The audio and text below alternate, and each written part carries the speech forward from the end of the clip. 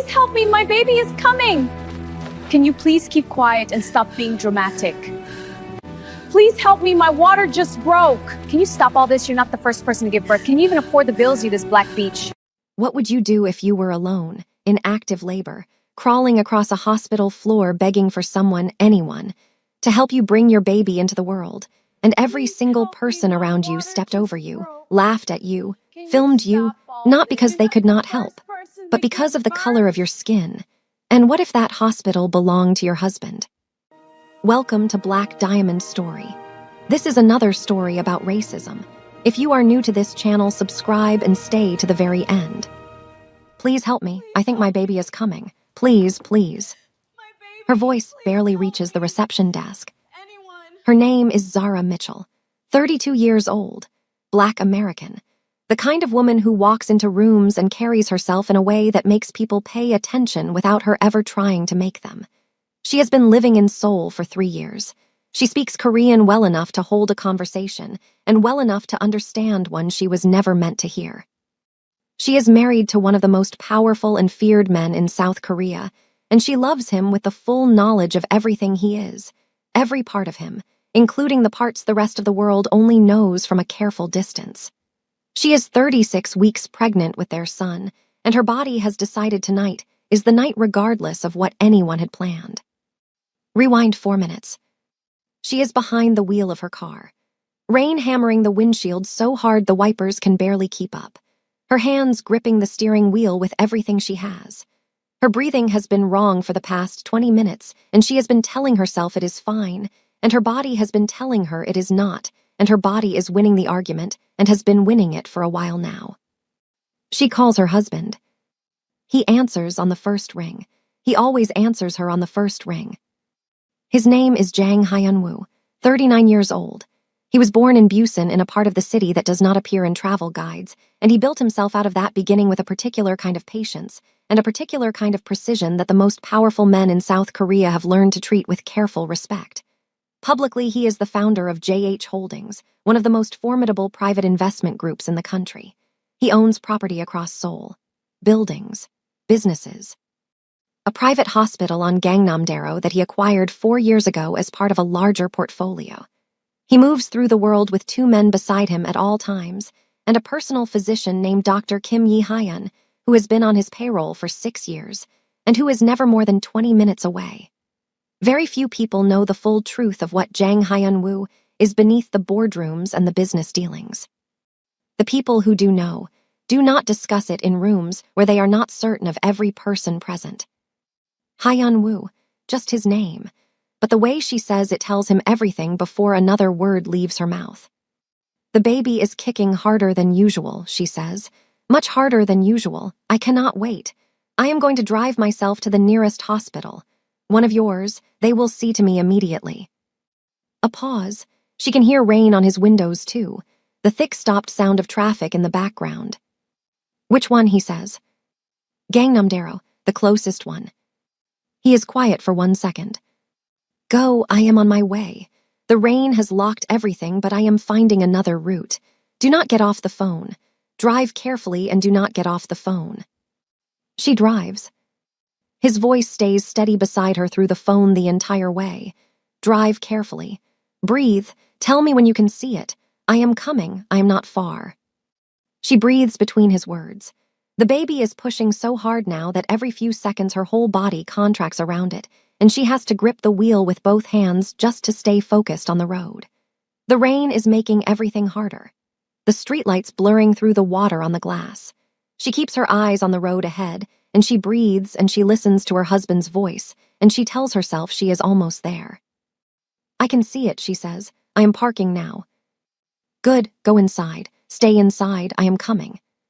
She opens the car door and the rain hits her immediately, cold and relentless and entirely indifferent to what she is going through.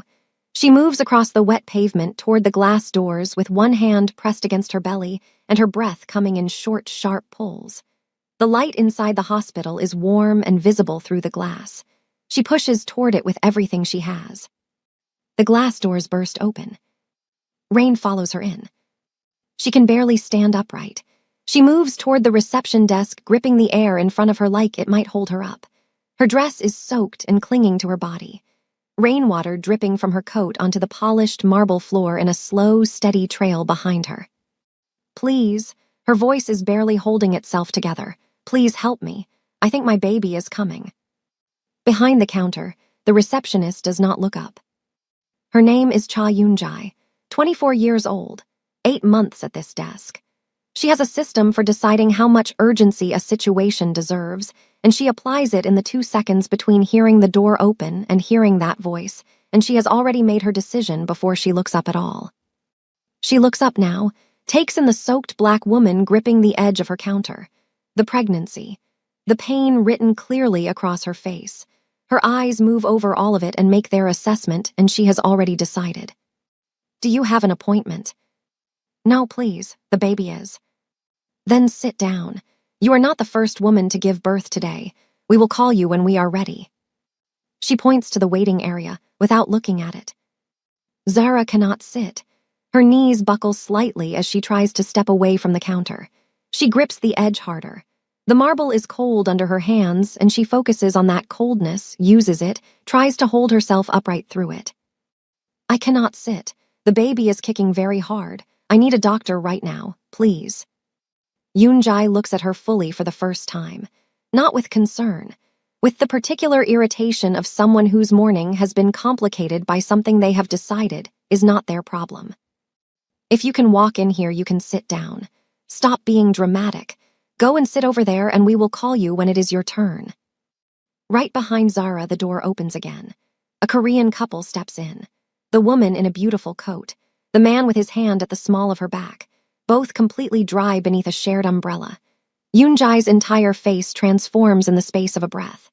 The coldness disappears, and something warm and practiced and professional takes its place so completely that if you had not seen the face a moment ago, you would never know it was capable of what it just showed. Welcome, right this way, please. Your usual room is ready. They are taken immediately. A wheelchair appears from somewhere. 2 nurses materialize from different directions, simultaneously moving toward this woman with a coordinated care that suggests they have been waiting for her specifically. Voices soften and warm. Let me take your bag. How are you feeling today? This way, please watch your step. Zara watches every second of this from the counter where she is still standing, still gripping the edge, still barely upright. The wheelchair, the nurses, the smiles, the immediate and effortless care being extended to a woman who walked in calm and dry and accompanied. She watches it and she does not look away, and she does not let what she is feeling move across her face, because she has learned over a lifetime of being black in spaces that were not built for her, that the moment she shows what she is feeling, they will make her feelings the story and bury everything that caused them underneath. She turns back to Yoonjae. Please just call a doctor. I will pay. Whatever it costs, I will pay. My husband. Yoonjae makes a sound that is almost a laugh. Short, dismissive, you. The look that follows does not need words to finish itself. This is a private hospital. The bills here are not for everyone. A security guard named Oh Yi-won, 29, is standing near the entrance. He has been watching since she came through the door with the casual attention of someone who has already decided what category this situation belongs in. He leans toward the nurse standing beside him. Her name is Park Hae-soo, 31, 6 years at this hospital. Why is she even here alone? Yi-won says. His voice is low enough to suggest privacy, not low enough to achieve it.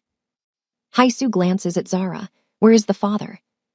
A junior staff member nearby, a young man who has been leaning against the wall watching since the couple was seated, says something quiet. Probably does not have one. Then the word, bastard, spoken by someone in the group, low enough to deny, loud enough to land. Zara hears it. She hears every syllable of it, and she knows exactly what it means and who it is directed at, and she stands there at the counter with her hand pressed against her belly, and she does not react. Not a flicker.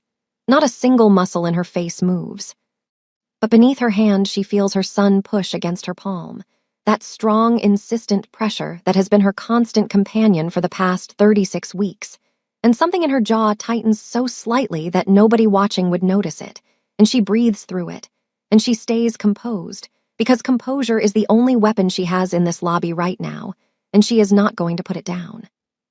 A small laugh moves through the group. Easy, comfortable. The laughter of people who believe completely that what they are saying cannot be heard or understood by the person it concerns. Haisu crosses her arms. Even if we helped her, who is paying the bill? She lets her eyes travel over Zara slowly and without apology. This is a private hospital. People like her belong in a public one. That is what those places are for. More staff have drifted toward the reception area now. Not all at once. One by one. A junior receptionist who leans over the desk to see what is happening and then pretends to look at her computer when Zara glances her way. A male staff member who comes in from the back corridor, pauses, reads the room in 3 seconds, and positions himself beside Yiwon. A hospital porter who stops his cart near the entrance and watches with his hands loose at his sides. Each of them making the same small, quiet choice. To come and see. To align themselves with the room. To add their presence to the weight being pressed down on the woman at the counter. A nurse named Lee Ah-young, 27, is standing slightly apart from the others. She pulls out her phone. She tilts the screen away from the supervisor's line of sight with a small practiced movement and she begins recording. She is smiling to herself. She says quietly to the person beside her, "This is insane. I am posting this right now." A soft laugh. "My Instagram has been completely dead for 2 weeks. This is exactly what I needed." She shifts her angle slightly to get a better frame. She does not lower the phone. She does not look away from the screen. A junior nurse named Kim Sora, 22, is standing near the corridor entrance. She has been there since Zara came through the door. She has watched everything. She has taken 2 steps toward the reception desk and stopped herself both times. She is looking at Zara's face from across the lobby, and she is thinking something she cannot yet find the courage to say out loud. She wraps her arms around herself and stays where she is. Zara tries again, her voice steady in a way that is costing her something real to maintain. "Please just call a doctor. I will pay. My husband will cover every cost. Please just..." Yoonjae cuts her off. She does not raise her voice. She does not need to. Her voice is level and certain and carries the absolute confidence of someone who has decided the conversation is already over. "You cannot afford this hospital." She says it the way you state a fact that is not worth debating. "And even if you could, you need an appointment. Without an appointment, I cannot help you. Those are the rules and they apply to everyone." The chief doctor on duty walks through the lobby at that moment. His name is Dr. Yoon Sang-cheol, 51 years old, 26 years in medicine. He has performed over 2,000 deliveries in his career, and he carries that number in the way he carries everything, with the easy authority of a man who has never had reason to question his own judgment. He is carrying a patient file, and he is walking with the purposeful, unhurried stride of a man who has somewhere to be. He passes the reception desk, and he sees Zara. He slows. He looks at her. His eyes move over her with the clinical efficiency of a doctor making a rapid assessment. The wet clothes, the hand on the belly, the way she is gripping the counter. He has enough information within 3 seconds to know what he is looking at. He stands there for a moment with the file in his hand. He looks at Yoonjae. Who is she? Nobody answers clearly. Dr. Sang-cheol looks back at Zara. Something moves through his expression. Not concern. Something that assesses and files and concludes. He looks at her skin. He looks at the desk. He looks at the file in his own hand. He says he has patients waiting. Actual patients. He says it to nobody in particular. Then he looks at Zara one more time with the expression of a man who has made a decision he will not examine too closely, and he walks on. Past her. Past the trail of rainwater she left on his marble floor. Past the counter she is gripping. He walks back through the corridor door and it closes behind him and he is gone. Zara watches the door close. She thinks about what it means that a doctor just looked at her and walked away. A doctor. A man who took an oath. A man who stood close enough to her to see her face and her belly and the specific quality of pain she is in and chose the corridor over her. She does not say anything. She turns back to the counter. She breathes. Then her body makes the decision for her. Her water breaks on the polished marble floor. The sound of it, the sudden stillness that follows, every person in that lobby registers it at the same moment.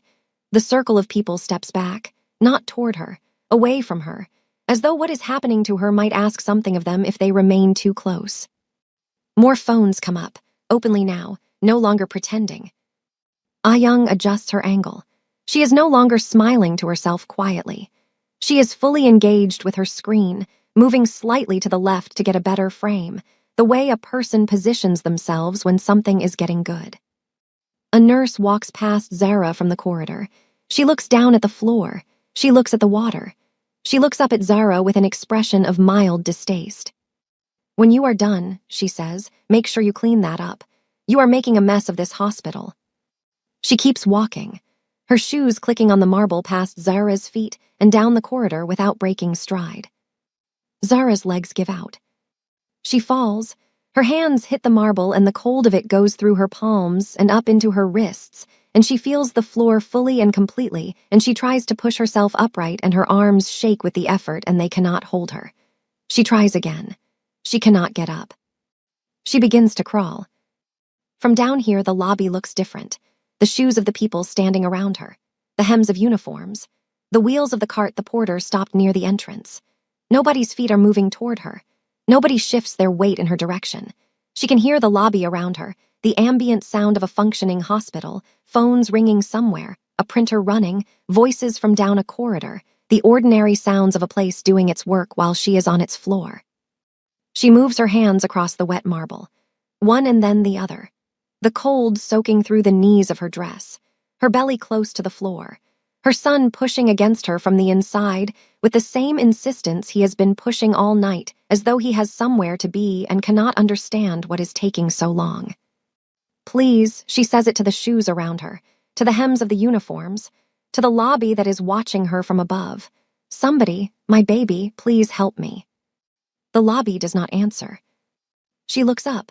Above her, Ah-young's phone is pointed directly down at her face, the screen angled, the recording light a small red dot in the corner. Ah-young's face above the phone showing the mild animated interest of someone watching something unexpected happen on a screen somewhere. Not a person in front of her. Content. Something that is happening to her is happening for Ah-young and for Ah-young's audience and for nobody else. Sora takes a step forward. Her foot has barely left the ground before Yiwon is beside her.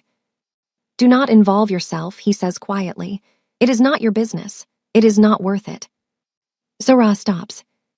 She stands there with her arms wrapped around herself, and she watches Zara on the floor, and she does not move, and she will think about this moment for a very long time afterward.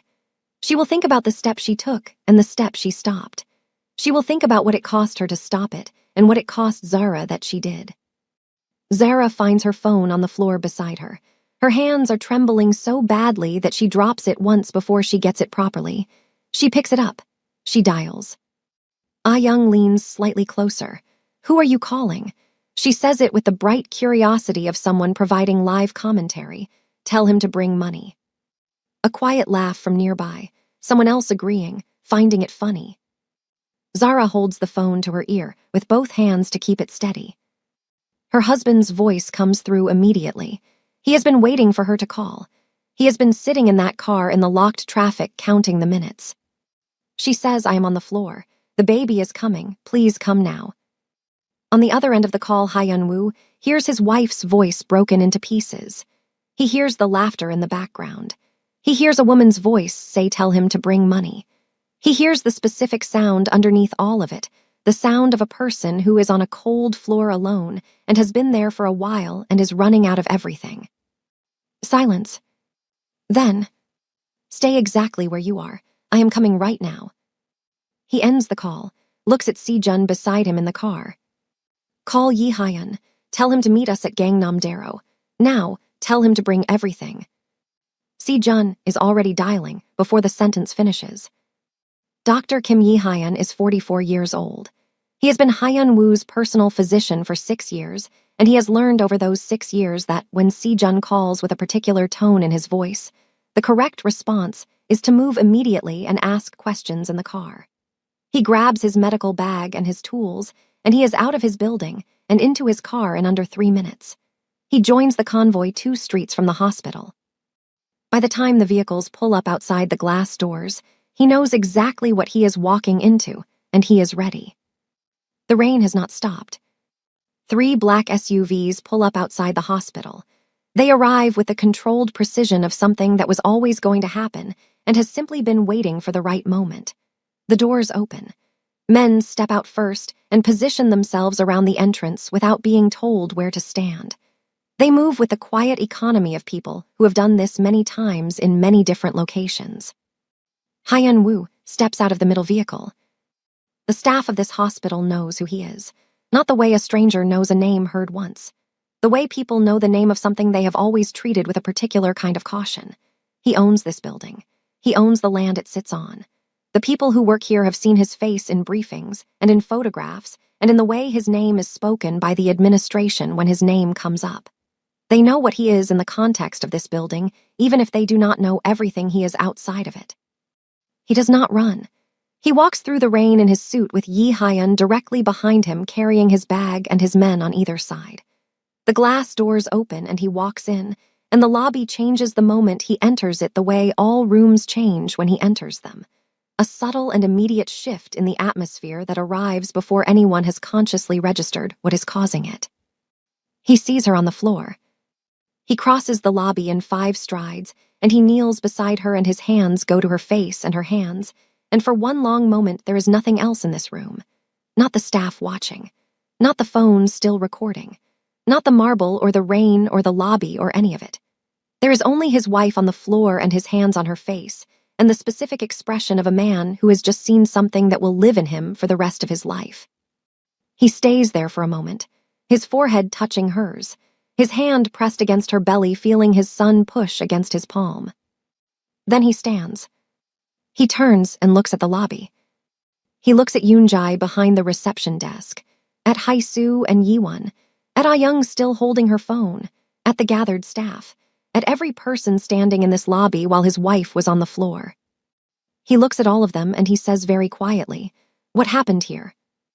Yoonjae speaks first. Her voice comes out with a steadiness that is not confidence. It is the sound of a person building a story under pressure and hopping the structure holds. "Sir," she says, "she came in and she was being very dramatic. She was making a scene and disturbing the other patients. We told her to sit and wait like everyone else and she refused. She became very loud and aggressive. She was making our other guests uncomfortable. We were going to help her, but she collapsed. It happened so suddenly. We had no idea she was going to." Behind Hyun Woo, Yi Hyun is already on the floor beside Zara. He is not listening to Yoonjae. He is working, his hands moving with the precise efficiency of a man who has been in difficult situations before and understands that speed is its own form of care. He runs his assessment. He checks everything that needs to be checked. He looks at what the delay has done and what the delay has cost, and his face as he does this is the face of a medical professional arriving at a number he does not want to say out loud. He stands. He looks at Hyun Woo. She needs an emergency cesarean. The baby is in distress. The time that was wasted here has made natural delivery too dangerous. We need to move her right now. Yoonjae stops speaking mid-sentence. The lobby goes completely silent. Hyun Woo looks at Yoonjae for a long moment. He does not speak. He simply looks at her with the complete stillness of a man who has just been given a piece of information that has confirmed something he already suspected, and he is filing it exactly where it belongs. Then he looks at Sejun. Nobody leaves this building. Nobody enters. Close it. Sejun nods once. His men move to the doors immediately. The instruction spreads through every exit and corridor with the quiet efficiency of people who execute precise commands precisely. Within 2 minutes, every entrance is covered. Nobody is leaving. Nobody is coming in. The hospital is closed, and everyone inside it understands this without needing it explained. Hyun Woo follows Yi Hyun and his wife inside. They use the hospital's own operating room because it is his hospital and nobody in the building is going to obstruct what happens next. They use the equipment. Yi Hyun takes complete control of the surgery with the absolute authority of a man who answers to one person in this building, and that person is standing beside him. Hyun Woo stands outside the operating room door.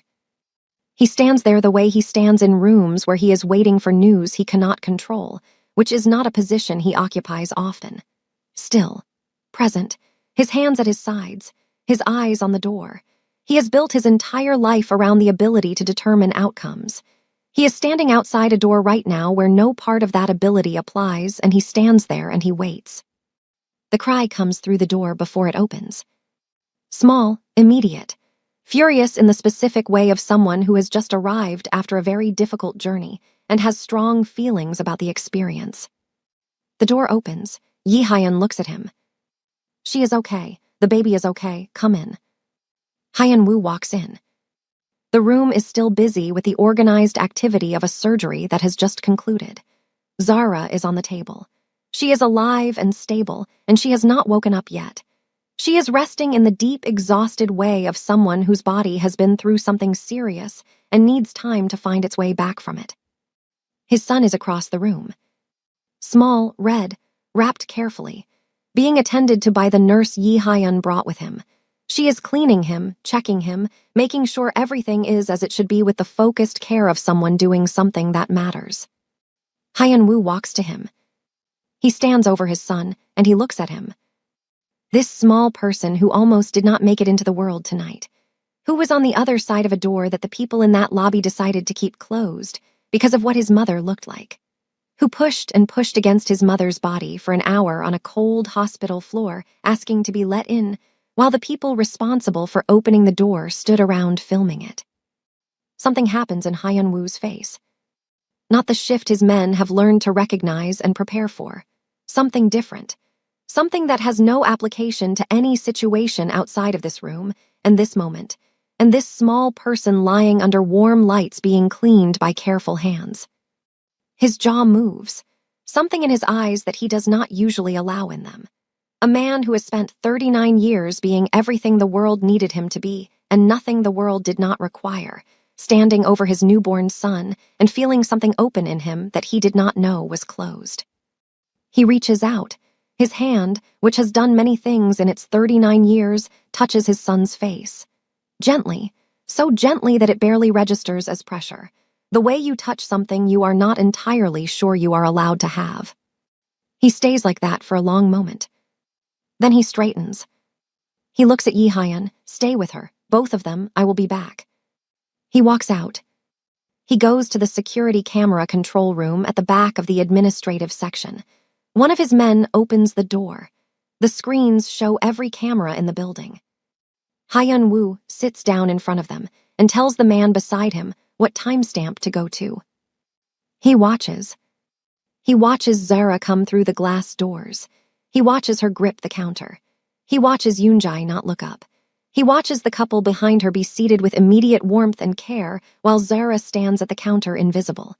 He watches the staff drift over one by one, each of them making their small, quiet choice to come and watch rather than help. He watches Yiwon lean toward Haisu. He cannot hear the words, but he watches their faces, and he can read what is being said without needing the sound. He watches Ah Young pull out her phone and begin recording. He watches her face as she does it, the amusement on it, the mild animated excitement of someone who believes they are capturing something entertaining. He watches Dr. Sangcheol come through the lobby with his file.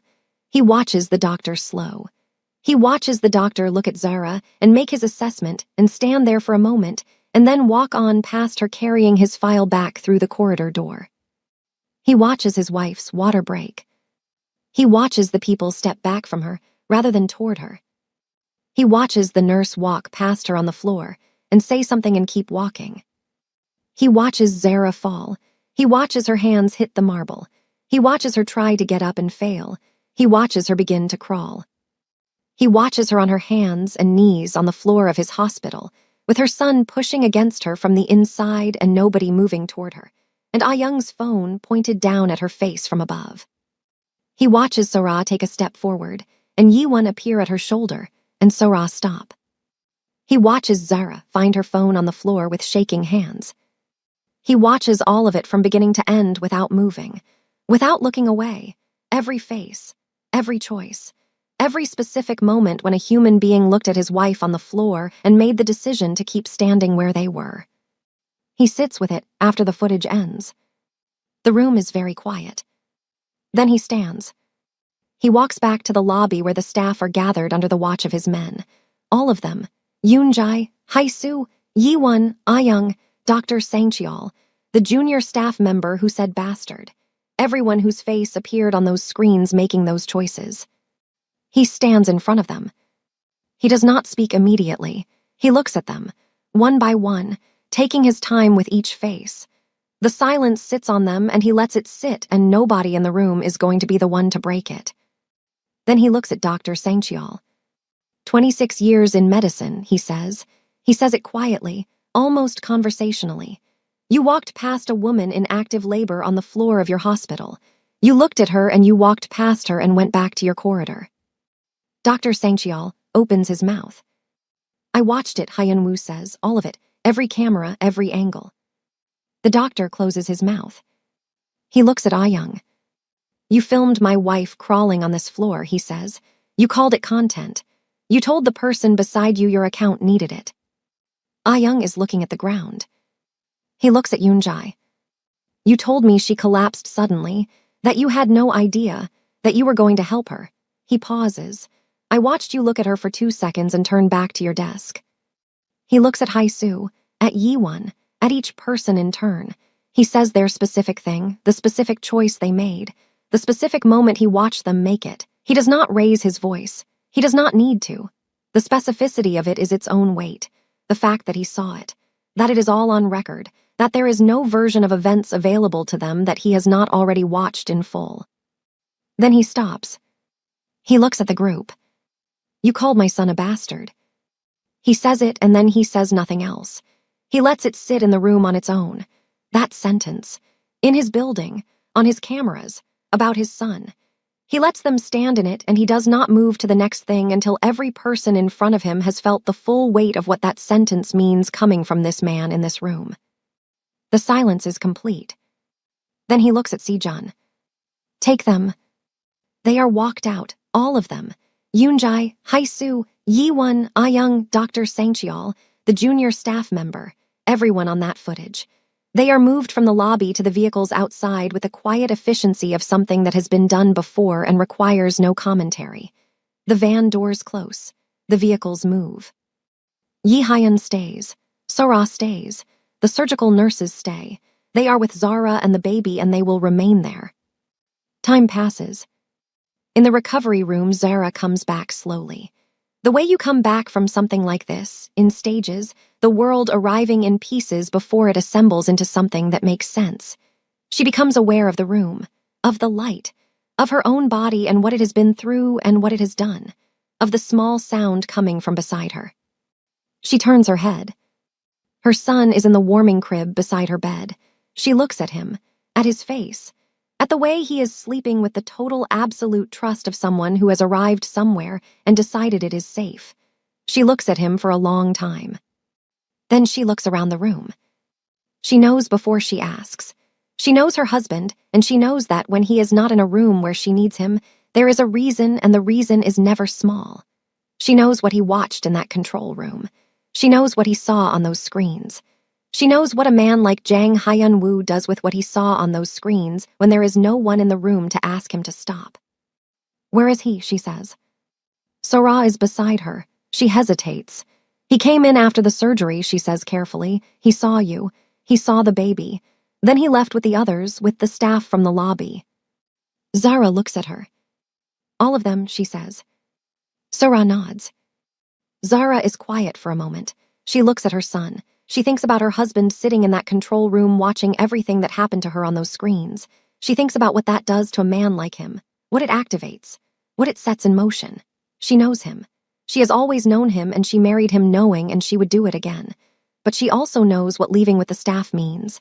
She knows what the van means. She knows what happens at the end of that drive. She picks up her phone. Her hands are still weak. She finds it on the table and she picks it up and she dials. He answers on the first ring. Hyun-woo, she says. There is background sound on his end. Engines, movement, the specific ambient sound of men and vehicles and a situation in progress. Listen to me, she says. He says her name, just her name. I know where you are, she says. I know what you are thinking. I know what they did. I know what you saw on those cameras. She stops. She looks at her son in the crib beside her. at his face, at the way he is sleeping. I know all of it. She takes a breath. We have him, she says. He is here. He is breathing. I am talking to you right now, and our son is beside me, and we are both alive, and we won. She presses her free hand flat against her chest.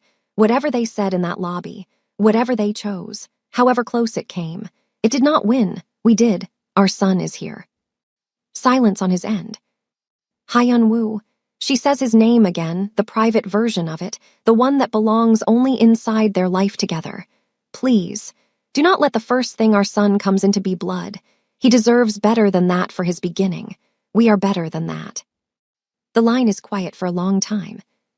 She waits. She knows how to wait for him. She has learned over years together that his silences are not empty. They are where he does the work that does not happen out loud. She holds the phone and she looks at her son and she waits. Hand them to the law, she says quietly. Everything is on those cameras. Every word, every choice, every face, every person who walked past me and every person who laughed. Let it be public. Let their names be on documents that do not go away. Let what they did follow them officially and permanently in a way that cannot be buried or paid away or forgotten. She pauses. What you would do in that van disappears. What I am asking for does not. The line is quiet for a moment longer. Then, I am coming back. He comes back. He walks into the recovery room and he sits in the chair beside her bed and he takes her hand and she gives it to him and neither of them speaks for a while. He looks at his son in the crib. She looks at her husband's face. She watches something settle in him that she has only seen settle in him a few times before. The specific piece of a man who has chosen something difficult because the person he loves asked him to, and because he looked at his son and understood what was being asked of him and what it meant. The staff from the lobby are delivered to the police that night with everything. The complete security footage from every camera in the hospital, covering every moment of the evening from the second Zara, pushed through the glass doors to the moment Hyun-woo's men closed them. The medical documentation of the emergency cesarean and Dr. Yi Hyun's formal written assessment, stating clearly that the delay caused by the staff's deliberate negligence directly resulted in the surgical emergency and placed both mother and child at serious and avoidable risk. Ah-young's phone containing the footage she recorded and the posts she drafted in the lobby of a woman in active labor on the floor. So-ra's full witness statement given the following morning, complete and unsparing, every person named, every moment described, her own failures included without softening. Dr. Yoon Sang-cheol loses his medical license within 72 hours. A doctor with 26 years of experience looked at a woman in active labor on the floor of his hospital and made a decision based on the color of her skin. The medical board's review is swift because the evidence leaves no room. He will not practice medicine again. Yoon-jae, Hae-soo, Yi-won, and the other staff members face criminal charges for negligence and racial discrimination toward a patient in active labor whose condition became critical as a direct result of their deliberate inaction. Ah-young wakes up the following morning to find that every post she made from the lobby has been removed from every platform she posted to. The removal is too fast and too complete to be the platforms acting independently. Her name is formally attached to a criminal case as a person who filmed a patient in medical distress for personal social media gain and took no action to render assistance. The account she was hoping to grow is gone. The content she was excited about is now evidence being reviewed by investigators. The hospital's operating license is suspended pending full investigation. Every current patient is transferred. The building is closed. It is Hyun-woo's building, and he closes it himself, and he does not lose a moment of sleep over the decision. So-ra gives her statement voluntarily, and she gives it completely. She does not soften anything. She does not protect herself or anyone else in the telling of it. She names every person and every moment, and she describes her own 2 steps forward and her own decision to stop with the same honesty she brings to everything else. It is the most complete account of the evening that exists because she was present for all of it, and she has made peace with the fact that the cost of telling the truth is something she can live with in a way that the alternative is not. When the hospital reopens under new management, So-ra is the only member of the original staff who is retained. Zara asked for that from her hospital bed with her son beside her and her husband holding her hand. The one person who wanted to help and could not find the courage in the moment deserves the chance to find it next time. 6 weeks later. Clear morning. The kind soul morning that arrives after a long rain has finally ended, and the air goes clean and the light comes back differently, softer and more honest, as though the city has been washed and is starting again. Zara walks through the same glass doors. She is not pregnant anymore. She is holding her son. He is 6 weeks old, and he is looking at the world with the wide, serious attention of someone who has recently arrived somewhere and is taking his time deciding what he thinks of it. He does not know that he was born in this building. He does not know what his mother went through in this lobby, or what his father watched on those screens, or what his mother said from a hospital bed to bring his father back. He will know. She has already decided that. When he is old enough, she will tell him all of it. Not to give him the weight of it, but to give him the full picture of where he comes from, what the people who love him are made of, what it costs to bring him here, what it was worth. The new receptionist stands the moment she sees her come through the door. The nurses in the lobby straighten. A door ahead of her opens before she reaches it. No phones raised, no whispers, no assessment made in the first 2 seconds that determines what she deserves. Only quiet and space, and the specific respect of a room that understands exactly who is walking through it. She walks slowly across the lobby, across the same marble floor, past the place near the counter where her hands hit the ground, past the place where she crawled, past the spot where she held a phone with shaking hands and heard her husband say, "Stay exactly where you are." She stops for a moment at the center of the lobby. She looks down at her son. He looks up at her with his father's eyes and her expression, and the total calm of someone who does not yet know that the world contains anything to be afraid of. She thinks about his father's hand on his face in that room after the surgery, the gentleness of it, the thing that cracked open in a man who has spent his life being everything, but soft and allowed himself to be soft in that one moment in that one room for his son. She thinks about the calls she made from the hospital bed, the silence on the other end of it, what it cost him to say, "I am coming back," what it cost her to ask him to.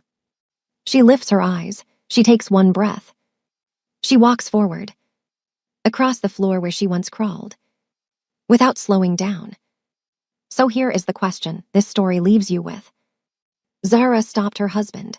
She picked up the phone from a hospital bed hours after an emergency surgery, and she asked the most dangerous man she knows to choose the law over what he had planned. She chose permanent and public over quiet and final. But here is what that choice actually cost her. She chose it knowing those people would face a courtroom instead of a consequence that matched what they did. She chose it knowing that Dr. Sangchial might find a way to practice medicine again somewhere. She chose it knowing that Ah Young might rebuild an account somewhere new. She chose it knowing that the law does not always move at the speed that justice deserves.